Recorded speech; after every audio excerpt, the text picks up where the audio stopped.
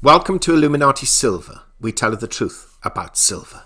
Today is Thursday, the 17th of December 2020, and we're looking at silver rising further today on the back of the FOMC meeting yesterday. So let's take a look.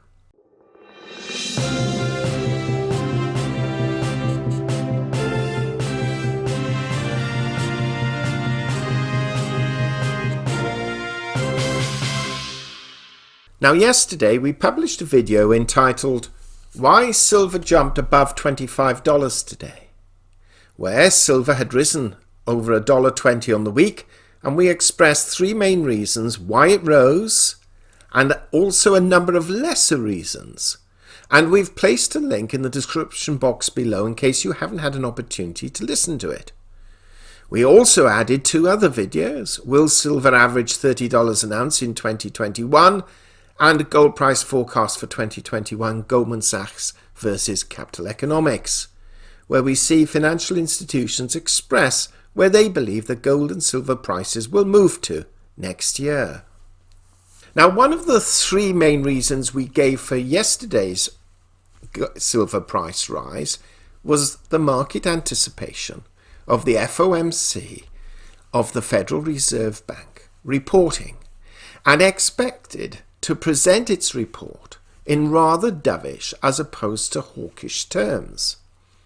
Now, this clearly was what occurred, in that silver has since moved up further and is now $1.90 higher than last week's close and is currently $25.86 and is pushing towards our limit forecast for the week of $26.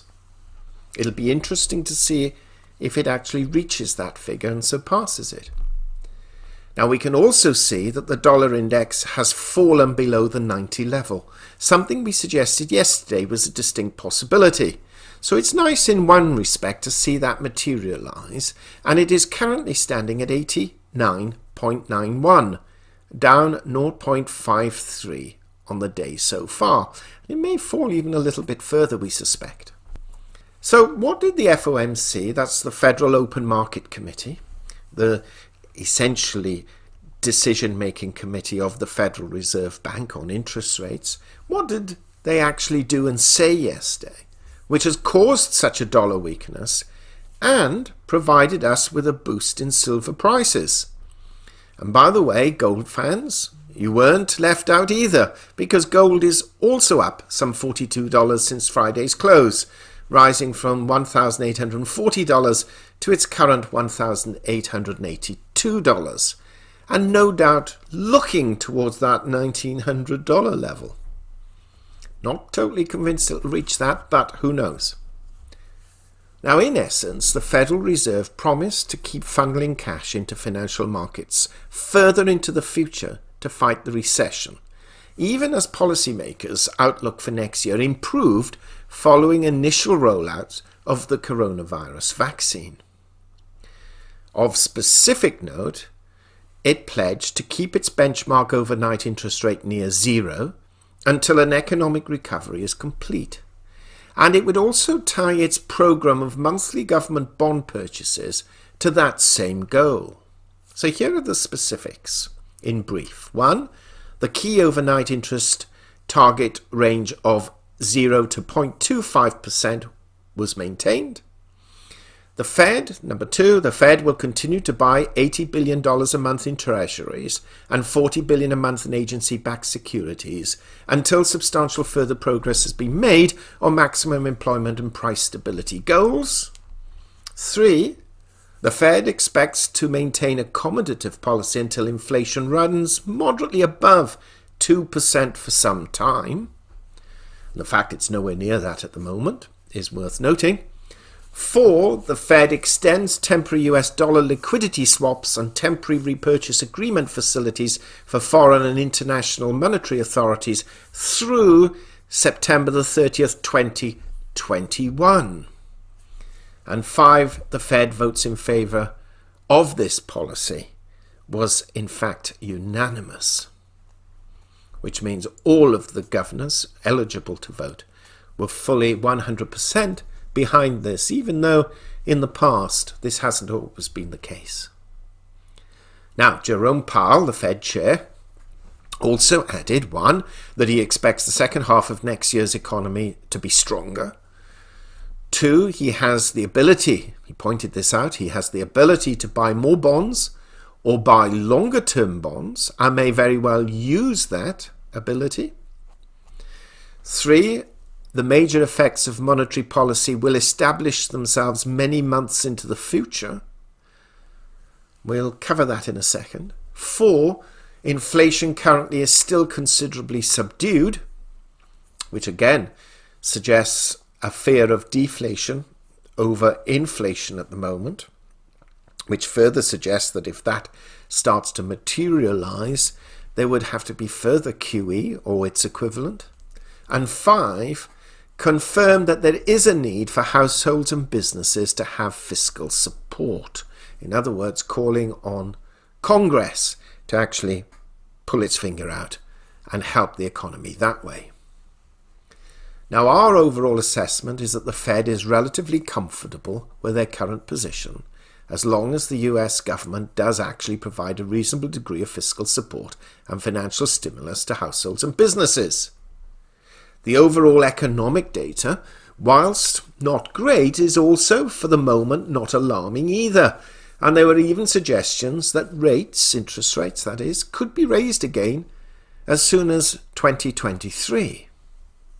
We actually quite like the appraisal given by Daniela Booth, who's the CEO and chief strategist of Quill Intelligence in Dallas, to Reuters yesterday. This is what she said, quote, "The Federal Reserve is in a very awkward position because Congress has failed to pass more fiscal stimulus. The Fed knows it's the only game in town when it comes to keeping the economy afloat, as long as there are still threats of more COVID-related lockdowns. While financial conditions are as loose as ever, it's an exercise in futility for policymakers to do more when so much has already been done to stimulate the economy, at least on the monetary policy side. The conundrum facing the Federal Reserve is that adding more stimulus, while needed to help the economy, will also stoke the stock market at a time of already record high stock valuations." Unquote. You see, it's genuinely difficult to predict exactly how much monetary support to give because all economists know there is a lag time period between adopting a particular measure and seeing it permeate throughout an economy. The temptation, therefore, often is, as meetings tend to be monthly, to assess market response on just a month basis, perhaps seeing little has worked so far, and then to either strengthen the stimulus in times of crisis or raise rates in times of growth before the previous actions have actually taken hold or effect. Which is why, generally, there are often what we call undershootings or overshootings of policy effects, which then have to be rapidly amended. And this is something that is recognized within the world of economics. You have to sometimes give the marketplace time, which is often difficult to do, bearing in mind political momentum and political pressure. Now, our assessment, whilst acknowledging that the approach is still dovish, it's not quite as accommodative as some analysts thought it might be. And the fact that all of the board accepted rates may rise in 2023 was a little surprising to some.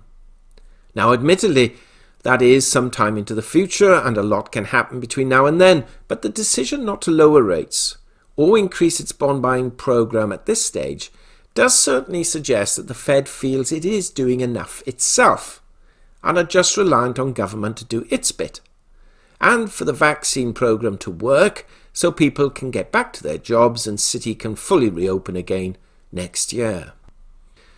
Now, this attitude was also repeated here in the United Kingdom by the Bank of England today, which had its equivalent of the FOMC report.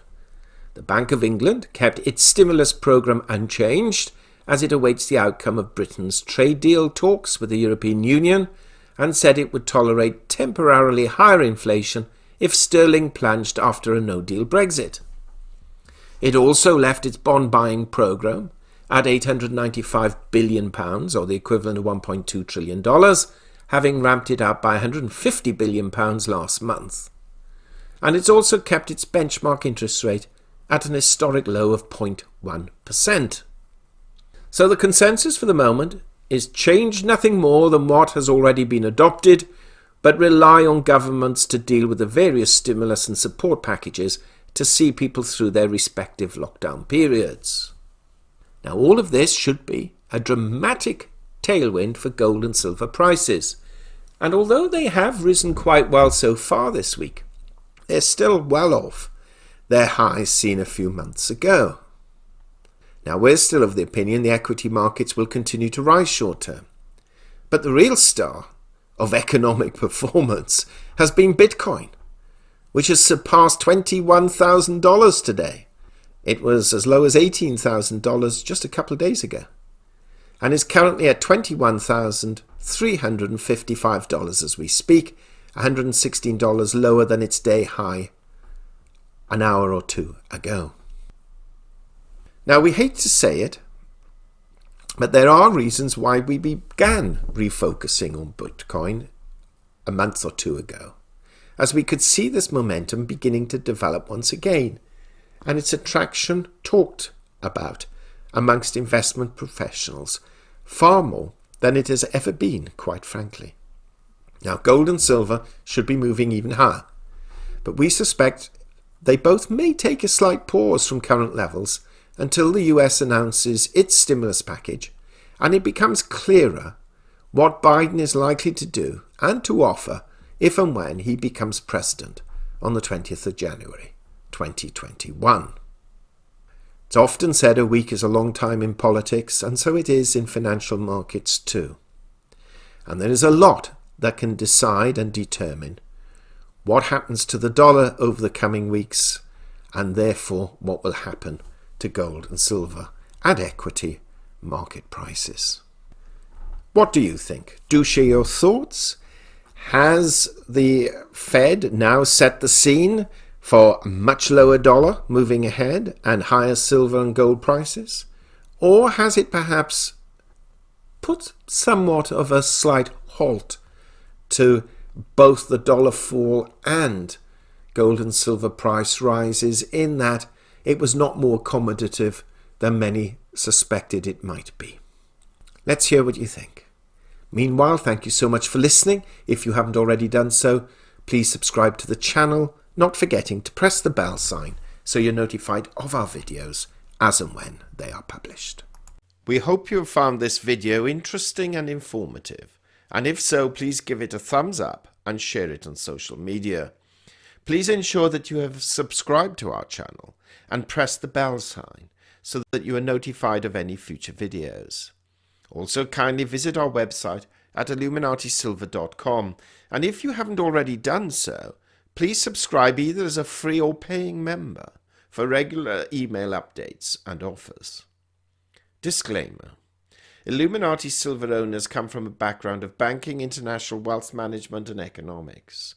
Having now retired from these worlds, we are not qualified to give investment advice. Therefore, this and other productions must not be deemed to be giving such advice and merely represent the personal views of its owners.